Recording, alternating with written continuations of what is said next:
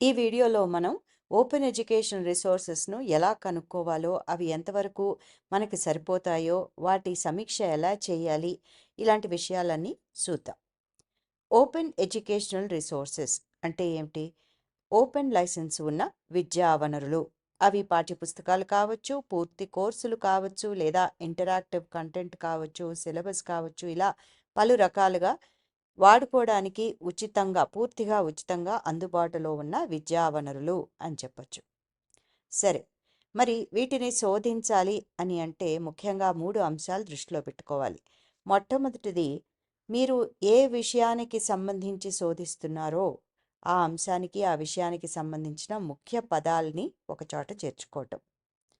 మీ సబ్జెక్టుకు సంబంధించిన ఓఈఆర్ కోసం. అలాగే ఆ పదాలు గుర్తించిన తర్వాత అవి ఎక్కడ దొరుకుతాయో, ఆయా ఓఈఆర్ ఎక్కడుంటాయో మీకు తెలుసు అంటే ప్రత్యేకంగా ఆ రిపాజిటరీలోకి వెళ్ళి వెతకడం, లేదా సెర్చ్ ఇంజిన్లో శోధించడం. ఇక మూడవ అంశం ఏంటి అంటే మీరు సేకరించిన ఓఈఆర్లను సమీక్షించడం. సరే, మనం బ్రౌజర్లో వెతకడం ప్రారంభించే ముందు ఈ ఓఈఆర్ లిస్ట్ను ఒకసారి చూద్దాం. ఇవన్నీ రిపాజిటరీస్ లేదా లైబ్రరీలు. సో ఇక్కడ మనం ఏదైనా ఒక రిపాజిటరీ తీసుకున్నప్పుడు ఒక నిర్దిష్టమైన కీవర్డ్ లేదా ముఖ్య పదాలు మనం గుర్తించాం కదా, వాటి కోసం ప్రత్యేకంగా శోధించాల్సి ఉంటుంది. ఇక్కడ మనం ఓపెన్ టెక్స్ట్ బుక్ లైబ్రరీ తీసుకున్నాం. ఇక్కడ ఒక ప్రత్యేకమైన ఒక పదం ఇస్తాం. మనకి ఏదైతే మనం ఓఈఆర్ వెతుకుతున్నామో ఆ పదాన్ని ఇక్కడ మనం ఇస్తాం. ఆ వర్డ్ ఇక్కడ రాస్తాం. ఇక ఇప్పుడు మనకి కావలసిన రిజల్ట్స్ అవి వస్తాయి. వీటిని వివిధ ఫిల్టర్లు ఉపయోగించి మళ్ళీ మనం తిరిగి నారో డౌన్ చేయొచ్చు మన సెర్చ్ని. ఇది యూనివర్సిటీ ఆఫ్ మినసోటాకి చెందిన ఓపెన్ టెక్స్ట్ బుక్ లైబ్రరీ. అలాగే ఇది ఓఈఆర్ కామన్స్. ఇక్కడ మీరు పలు విషయాల ఆధారంగా బ్రౌజ్ చేయొచ్చు, లేదా సింపుల్గా ఒక కీవర్డ్ అనుకుని దాని గురించి వెతకచ్చు. ఇక ఇలాగా పాఠ్యపుస్తకాలు ఏమిటి, సిలబస్ ఏమిటి, ఇంటరాక్టివ్ కంటెంట్ ఏమిటి, రకరకాల ఓఈఆర్లను మనం శోధించవచ్చు. డైరెక్ట్గా మనం మన బ్రౌజర్లో వెతకాలి అని అనుకుంటే మనం అక్కడ ఒక కీవర్డ్ ఇచ్చిన తర్వాత మనకి వచ్చిన రిజల్ట్స్ చూడాలి. ఇక్కడ గమనించండి, 2 పదాలు ఉన్న ఒక పద బంధాన్ని ఇచ్చాను, అందుకనే రిజల్ట్స్ చాలా వచ్చాయి. సెర్చ్ ఇంజిన్ ఏం చేస్తుంది అంటే ఆ పదబంధంలో ఉన్న పదాలన్నిటినీ వెతుకుతుంది. అలా కాకుండా ప్రత్యేకంగా మనకి ఆ పదబంధం గురించి వెతకాలి అంటే ఆ పదబంధాన్ని మీరు కోట్స్లో, డబుల్ కోట్స్లో ఉంచాల్సి వస్తుంది. ఇప్పుడు గమనించండి, సెర్చ్ నంబర్ తగ్గింది కదా, వచ్చిన అంశాల నంబర్ తగ్గింది, అంటే మొత్తం ఆ పదాలన్నిటినీ వెతుకుతోంది. సరే, రెండవ స్టెప్ ఇక్కడ ఏంటి అంటే మనం డైరెక్ట్గా బ్రౌజర్లో వెతికేటప్పుడు ఇక్కడ నేను గూగుల్ క్రోమ్ వాడుతున్నాను. టూల్స్ మీద క్లిక్ చేసి లేదా సెట్టింగ్స్ మీద క్లిక్ చేసి అడ్వాన్స్డ్ సెర్చ్లోకి వెళ్ళాలి. అడ్వాన్స్డ్ సెర్చ్లోకి వెళ్ళి మనం ఏమేం పదాలు వెతకాలనుకుంటున్నాము, లేదా ఎగ్జాక్ట్గా ఆ పదబంధం ఏమిటి అన్న విషయాన్ని ఇచ్చిన తర్వాత కిందకి వస్తే అక్కడ యూసేజ్ రైట్స్ అని ఉంటుంది. అక్కడ మనం అవసరమైన దాన్ని ఎంచుకోవచ్చు. అంటే free to use or share, or free to use or share even commercially, అలా రకరకాలుగా మనకి సెర్చ్ ఆప్షన్స్ ఉంటాయి. దాని మీద క్లిక్ చేస్తే కొన్ని రిజల్ట్స్ మనకి వస్తాయి. ఆ శోధనలో కొన్ని ఫలితాలు మనకి వస్తాయి. అయితే ఈ వచ్చిన ఫలితాలు అన్నీ కూడా మరోసారి సరి చూసుకోవాలి. అన్నీ కూడా ఓపెన్ లైసెన్స్తో వచ్చినవి కాకపోవచ్చు అప్పుడప్పుడు. ఉదాహరణకి మనం ఒక లింక్ క్లిక్ చేసి చూద్దాం. ఇక్కడ ఒకటి మనకి ఓపెన్ టెక్స్ట్ బుక్ వచ్చింది కదా.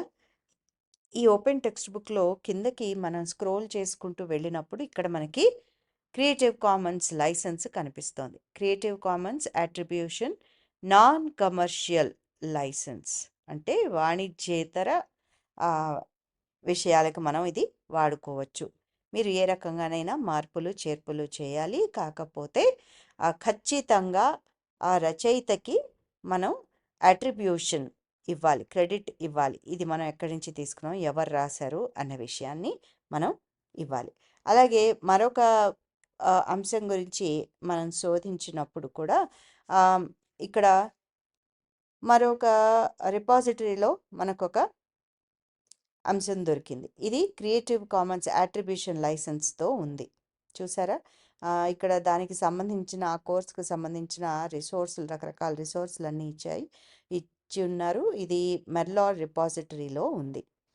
ఇలా మనం శోధించినప్పుడు ఖచ్చితంగా ఆ వచ్చిన ఫలితాల మీద క్లిక్ చేసి వాటి లైసెన్స్ ఏమిటి అని తెలుసుకున్న తర్వాతే మనం వాడుకోవాలి. ఉదాహరణకి ఇది చూడండి, ఇక్కడ క్రియేటివ్ కామన్స్ అట్రిబ్యూషన్ లైసెన్స్ ఉంది దీనికి. సో దీన్ని మనం ఏ రకమైన మార్పులు చేర్పులు అయినా చేసి వాడుకోవచ్చు. కేవలం మనం అట్రిబ్యూషన్ ఇస్తే సరిపోతుంది. పూర్తిగా ఉచితంగా మనకి అందుబాటులో ఉన్న చక్కటి విద్యా వనరు, భాషా సంబంధిత విద్యా వనరు అని చెప్పాలి. ఇక అలాగే మనం చిత్రాలు, ఇమేజెస్ని సెర్చ్ చేయాలి డైరెక్ట్గా బ్రౌజర్లో అంటే ఇక్కడ మనం టూల్స్ నుంచి యూసేజ్ రైట్స్లో క్రియేటివ్ కామన్స్ అని ఎంపిక చేసుకున్నప్పుడు మనకి పలు చిత్రాలు, పలు ఇమేజెస్ మనకి ఫలితాల్లో వస్తాయి. అయితే ఇక్కడ కూడా తప్పకుండా పాటించాల్సిన అంశం ఏమిటి అని అంటే ఆ లైసెన్స్ మనం చూడాలి. లేదు అంటే ప్రత్యేకంగా కొన్ని మనకి ఇమేజ్ రిపాజిటరీస్ ఉంటాయి, లైక్ పిక్సాబే. అయితే పిక్సాబేకి తన కి ప్రత్యేకమైన ఒక పిక్సాబే లైసెన్స్ అంటూ ఉంది. Free for commercial use, no attribution required అని చెబుతారు. కానీ అది క్రియేటివ్ కామన్స్ లైసెన్స్ కాదు అని గుర్తుపెట్టుకోండి. అలాగే ఫ్లికర్లో మనం ఇమేజెస్ వెతికినప్పుడు అక్కడ మనకి క్రియేటివ్ కామన్స్ ఓపెన్ లైసెన్స్తో కూడిన ఇమేజెస్ దొరికే అవకాశం ఉంటుంది. ఇక వీడియోలు వెతకాలి అంటే ముఖ్యంగా మనందరికీ తెలుసున్న స్ట్రీమింగ్ ప్లాట్ఫామ్ యూట్యూబ్ కాబట్టి అందులో వెతుకుదాం. ఇక్కడ మనం ఒక పదబంధాన్ని వెతికినప్పుడు అక్కడ మనకి ఫిల్టర్స్ అనే ఆప్షన్ వస్తుంది. ఆ ఫిల్టర్స్లో క్రియేటివ్ కామన్స్ అని క్లిక్ చేసినప్పుడు మనకి కొన్ని వీడియోలు వస్తాయి. అయితే ఆ వీడియో కింద మనకి వివరాల్లో మోర్ అని క్లిక్ చేసి కిందకి వెళ్ళి ఆ లైసెన్స్ని మనం తెలుసుకోవాల్సి ఉంటుంది. అయితే యూట్యూబ్లో క్రియేటివ్ కామన్స్ లైసెన్స్ సాధారణంగా CC BY 3.0 ఉంటుంది. అయితే కొన్ని ఛానల్స్ లేదా ఆ వీడియోల మీద ఓవర్లేగా మిగిలిన రకాల క్రియేటివ్ కామన్స్ లైసెన్స్ని చూపెడుతూ ఉంటారు. ఆ విషయాలు మనం క్షుణ్ణంగా పరిశీలించాల్సిన అవసరం ఉందన్నమాట. ఇక విమియోలో చూస్తే మనకు కావలసిన క్రియేటివ్ కామన్స్ లైసెన్స్ని ఎంచుకుని వీడియోల్ని వెతుక్కునే సౌకర్యం ఉంటుంది. ఇలా ఫిల్టర్ చేసుకుని విమియోలో మనం వెతుక్కోవచ్చు. మరో రిపాజిటరీ లిబ్రే టెక్స్ట్ వాళ్ళ స్టూడియో. ఇక్కడ మనకి ఇంటరాక్టివ్ కాంటెంట్ని మనం వెతుక్కోవచ్చు. అలాగే ఈ క్యాంపస్ ఒంటారియో H5P స్టూడియోలో కూడా మనకి ఓపెన్ లైసెన్స్తో క్రియేటివ్ కామన్స్ లైసెన్స్తో ఉన్న H5P కాంటెంట్ దొరుకుతుంది. ఇక మనకు కావలసిన OER దొరికిన తర్వాత వివిధ అంశాలు పరిశీలించాల్సి ఉంటుంది. అంటే మనం సమీక్ష చేయాలి. అది దాని నాణ్యత గురించి, అలాగే రచయిత ఎవరు, ఒకవేళ ఒక సంస్థ ప్రచురిస్తే ఆ సంస్థ ఏమిటి, ఆ రెప్యుటేషన్ ఎలా ఉంది, ఇక పియర్ రివ్యూ అంటే ఇతరులు సమీక్షించిన విద్యా వనరా అది, మనకి సరిగ్గా మన బోధనా ప్రణాళికలో అది సరిపోతుందా, ఇక ఓపెన్ లైసెన్స్ డీటెయిల్స్ చక్కగా క్లియర్గా అర్థమయ్యేటట్టుగా మనకి కనిపిస్తున్నాయా, ఇక సాంకేతికత ఎలా ఉంది, టెక్నికల్ క్వాలిటీ ఎలా ఉంది, ఒకవేళ అది ఇమేజ్ అయితే కనుక కొంచెం పెద్దది చేసినప్పుడు పిక్సెలేటెడ్ అయిపోకుండా ఉండడము, ఇలాంటివన్నమాట. ఇది ఒక చిన్న ఉదాహరణ మాత్రమే. సో ఇలాగా సాంకేతిక నాణ్యతను కూడా పరిశీలించాలి. సాధారణంగా మనం రచయిత పేరో సంస్థ పేరో చూసేసుకుని అది మనకి సరిపోతుందా లేదా అని అనుకుంటాము. అలా కాకుండా ఈ సాంకేతిక విషయాలు, అలాగే చిన్న చిన్న మరికొన్ని నాణ్యతాపరమైన విషయాలు, అంటే భాష ఎలా ఉంది, ఇంకా తర్వాత ఆ మెటీరియల్ని మనం అదనంగా మనకి కావలసినట్టుగా మలుచుకోవడానికి ఒకవేళ లైసెన్స్ పర్మిషన్ ఉంటే దానికి అవకాశం ఉందా లేదా అన్నది కూడా పరిశీలించాలి. దీనికి సంబంధించి రకరకాల రూబ్రిక్స్ మనకి అందుబాటులో ఉన్నాయి. ఇక్కడ నేను చూపిస్తున్నది రూబ్రిక్ నుంచి తీసుకున్న OER ఇవాల్యుయేషన్ రూబ్రిక్. ఇలాంటి రూబ్రిక్స్ కూడా మనకి అందుబాటులో ఉన్నాయి.